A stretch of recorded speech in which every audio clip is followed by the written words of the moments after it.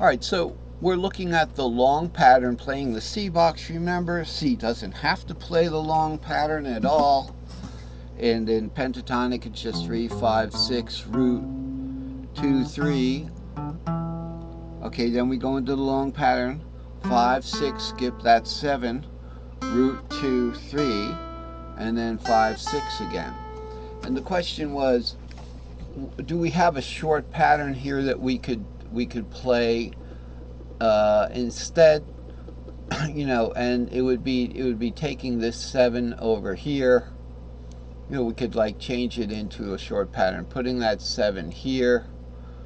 Okay, and then we're going to take this 3 here, and we would put it over here, and that would be our short pattern there. That would be our short pattern right there. Okay, so it works in C, it works, but it won't work with the other patterns if you have your fret nut right here. Okay, because you can't access anything over in this zone, and the short patterns go over here normally, as patterns do move to the left.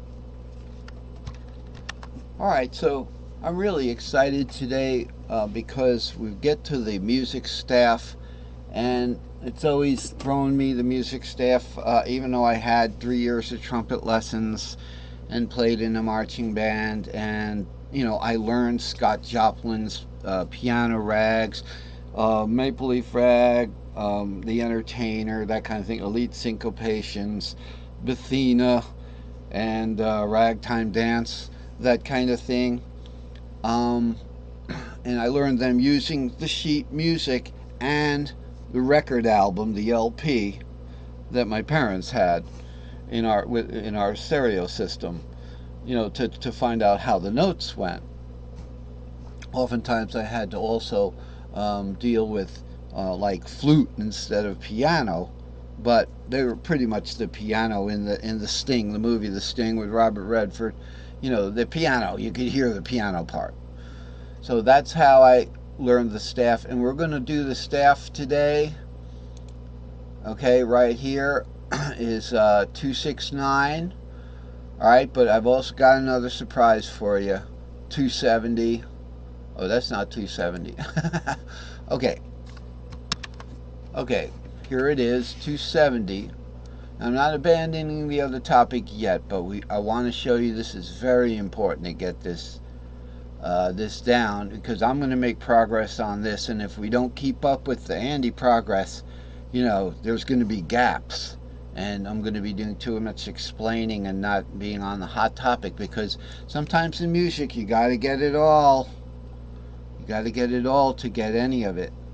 You know, so you work quickly and have to abandon some topics because you know it's going to work in that. Say in cage, you know it's going to work if you can get, you know it's going to work in this cage, instead of just going and learning this cage so that you can play it easy.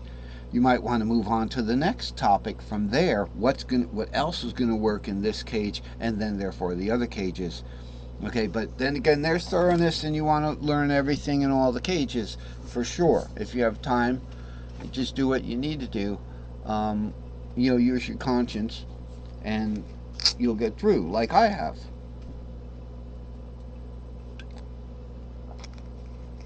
I've got a really explosive mix there.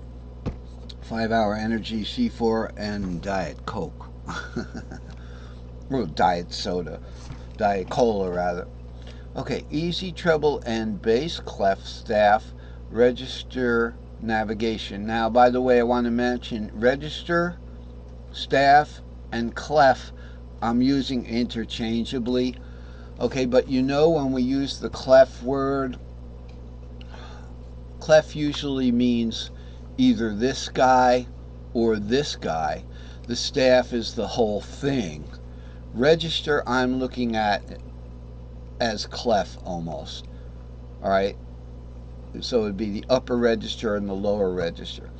And this is chart number 270.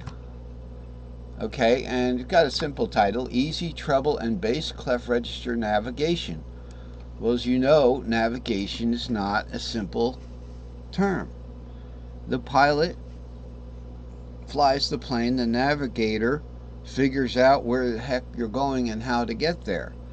So the player would be the pilot, and the navigator is what we're going to learn here, where we're going and how you do it. And you have to do both. So like you're the only one in the plane, and you have to be the navigator, and you have to be the player and the navigator. So this is just a little sneak peek, and yeah, what we got here, and I have to give this a little time here, because you know what, we started the other topic before we got finished with the introduction. Just want to show you this. This purple zone is the overlap zone, and what it means is, and I found, I got this somewhere on the internet, but it's just a generic note chart, right? To save me the initial headache of drawing all this. And I did redesign the thing. Not redesign it, but I did make my own chart. But first I want to show you this. This is the bass staff or clef or register. And we have these notes that are down here low, but on that bass register they also go up. They go up here. Now these guys would be down, right? This line and these lines down here, these would be like down like this. Okay, but I just borrowed this from up here to show you how the notes go. So as soon as you leave the bass staff up here, the note that sits on top of there is a B, and then you have middle C. Okay, now we can, from a left-handed perspective, when you on the piano, then we can go up D, E, F, G, A, B, C, like that, and that'll still be part of that lower register, is what I'm showing you. So you can have these little lines that go, you could go up above this register 1, 2, 3, 4 little lines. You'd have 4 little lines to get to this note. So you know what that looks like, right? It looks like this up here. This D, here's the top of the register coming up here. 1, 2, 3. There's 4 lines. This is a G. This is on the upper register. Now it's either going to be on a line or sitting on a line or having a line go through it.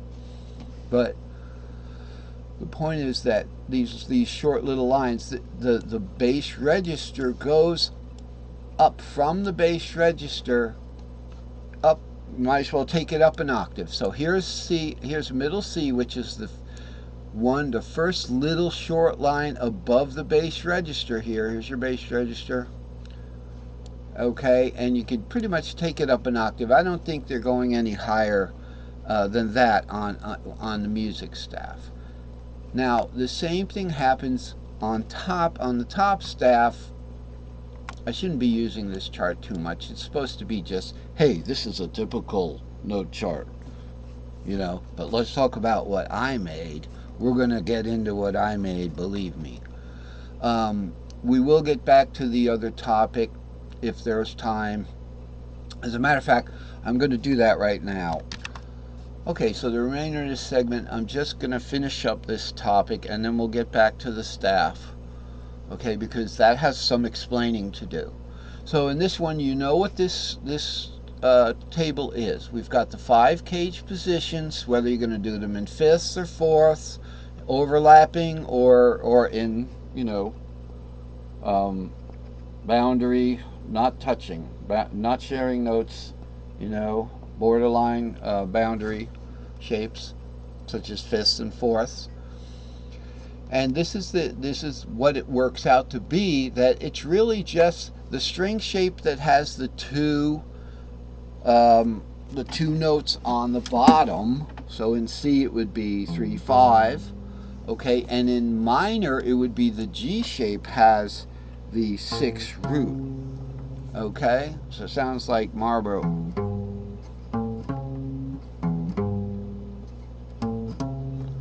All right. Then we would add an extra inversion at that point with the G shape. So it's add 2 inversions there, C shapes add 2 inversions there. Otherwise, it's pretty much 1 inversion.